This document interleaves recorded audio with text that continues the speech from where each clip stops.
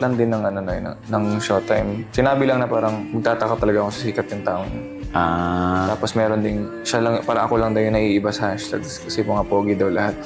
Yan yung meron narinig. talaga, as in meron talagang dumadating sa akin kasi sinasabi yun, tapos kasama, katabi din ng ka-hashtag. So how did you take it that time? Lungkot talaga. Kasi siyempre, well, totoo naman, yung handler ko din dati, may straight kasi yun, straightforward. Nasabi niya din na parang, Bert, alam mo naman, lugi tayo sa mukha. Huwag kang huwag kang maliit, galingan mo palagi. Doon na lang tayo babawi. Kasi iwan tayo sa mga grupo.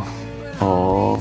Doon ka na lang bumawi sa pagiging professional. Professional, sa talent ko. Kasi wala kang muka. Kasi lugi daw, like, naiwan daw sa mga grupo ko sa that time. In terms of?